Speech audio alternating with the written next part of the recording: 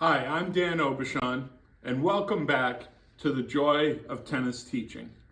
Last week we spoke about the three foundations in triple vision, learning to be aware of the court, the ball, and the opponent.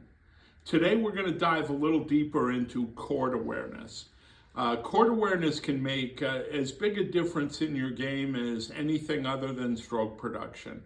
I believe it's one of the real secrets to why more experienced players do better. When beginning players come onto the court, they tend to get too close to the ball and they don't really understand how to let the ball travel to them. And we'll talk about that more next week with ball awareness. But today on court awareness, we're going to focus on two things: court positioning and court awareness as it affects your shot selection. So let's begin with court positioning. A lot of people believe that you should stand in the middle of the court all the time. And one of the things that I learned a long time ago that's been very helpful is a theory called the center of possible returns. Now that sounds very scientific, but it's really just saying position yourself in the best place for where your opponent might hit the ball. And we're going to look at it this way. Let's say our ball is deep in our opponent's forehand corner and he's over there. Now, what are the two possible shots that he could hit? He could hit down the line and he could hit a side tee cross court.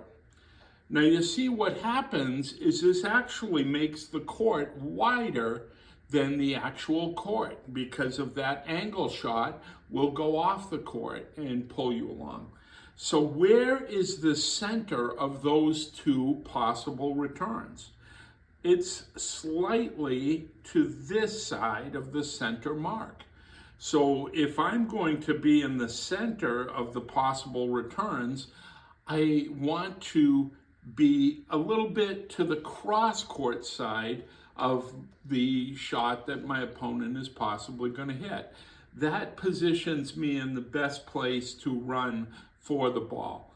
And this center of possible returns is why the story that I told last week about how the Hawaiian parents and coaches thought our kids were so fast, because our kids understood this and positioned themselves accordingly, so they had a smaller distance to run for many shots. But one of the things that's really interesting about the center of possible returns is it changes when you go to the net. If you came to the net now, where would the center of this shot here and this shot here be? Well, it would be on this side of the court. Oops, I don't think that showed up there. There we go. So now I'm on the down the line side of my opponent's possible passing shot. But that puts me an equal distance from where his possible shots will go by me. This is a really powerful concept. I was in a speaking contest at the resort in San Diego, and one of the pros did a great demonstration where he had two people holding ropes here and here, one person holding a rope over there. So that made the direction of the shots, and then he got 10 people out of the audience and he had them line up so that they were always equal distance from the rope. If the rope was here in the center and that went off this way and this way, the 10 people were lined up down the middle. If he was on this side, the 10 people would be going that way. It was a wonderful visual of showing the center of possible returns.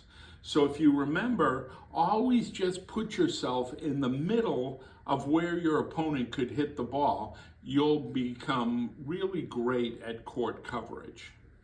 Now, the second part of court awareness that I wanted to talk about is very important, because one of the things that makes tennis players better is the ability to reduce mistakes. One of the most true things in tennis is that tennis games are usually lost much more than they're won. And they're lost because we make errors. So what's the cause of errors? A few weeks ago, I talked about what the 4 errors were that you could control: the net, long, right, and left. But what causes those errors? It could be bad mechanics on your strokes, but what I found is an awful lot of it is bad court awareness. If you're very far behind the baseline, aim higher. You've got a longer distance to hit your ball to keep it deep. I've seen, low intermediate players try to hit a low cross court shot, dipping side tee from 15 feet behind the baseline, a shot that would be so difficult Roger Federer would never attempt it in his wildest dreams.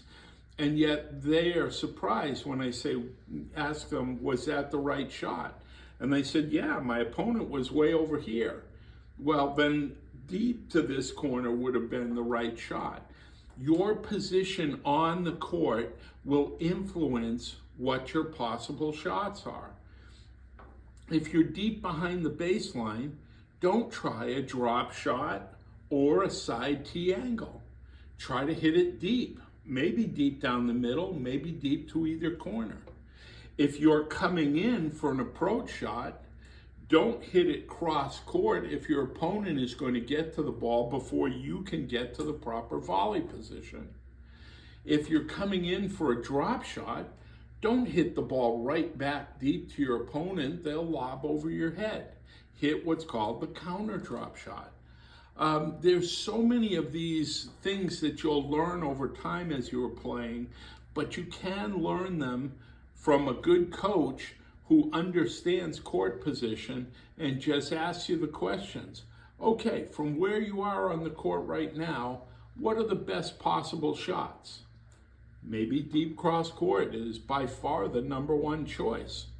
This is why a lot of times when people are watching the pros on TV, they think, geez, they keep repeating the same shots all the time.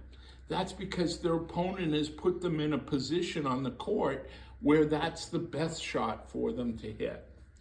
So today, what I really want you to go away is really thinking about the fact that understanding the geometry of the court, understanding your position on the court, and understanding your possible shots depending on that position are really valuable skills to learn. Thanks very much. I hope you'll, coaches, pass this on to other coaches and your students. And I hope if you're new to this channel, you will like and subscribe. We're getting more people and we're trying to build the channel up. So it really helps me a lot if you hit that like button and you subscribe. So thanks very much, and go out there and be joyful.